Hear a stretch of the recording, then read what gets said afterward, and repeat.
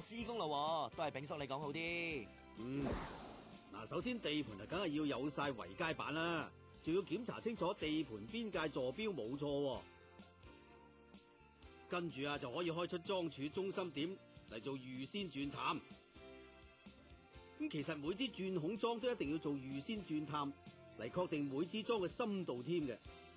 不過有關操作都要由註冊專門承建商進行，係屬於現場土地勘測工程類別嘅。至於做預先鑽探嘅工序咧，就係將探土機裝喺樁柱中心點上面，調校好垂直度同埋水平位置，跟住就係將鑽桿加上適當嘅鑽頭，用沖洗鑽探嘅方法進行鑽探。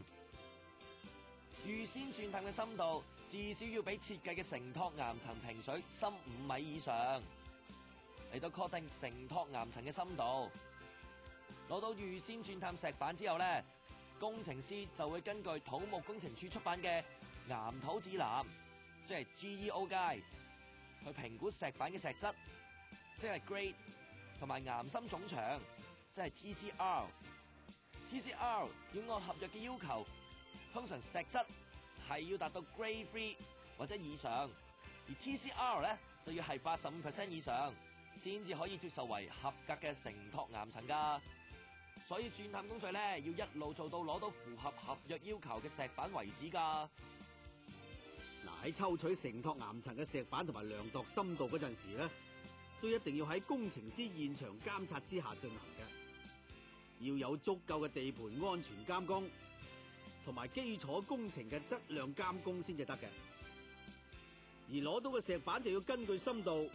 次序妥善存放喺石板儲存箱裏邊。石板嘅資料亦都要清楚寫喺儲存箱上邊。每日收工之前，仲要將石板箱鎖好同埋放好，以防俾人破壞或者更換。如果收工嗰陣時仲未完成鑽探嘅話咧，咁就要按照程序喺工程師嘅監督之下將鑽桿封好，咁先至可以收工噶。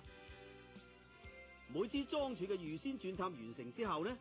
石板就一定要鎖好同埋放喺儲存倉入邊，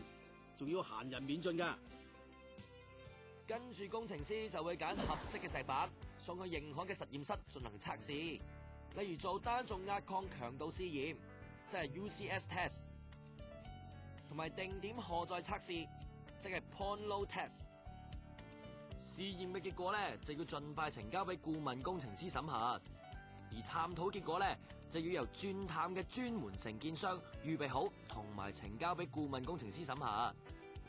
預先鑽探完成之後，地盤工程師同埋管工就要互相溝通，商討同埋克服困難，確保跟住嘅施工程序同埋質素係符合合約要求噶。冇錯啦。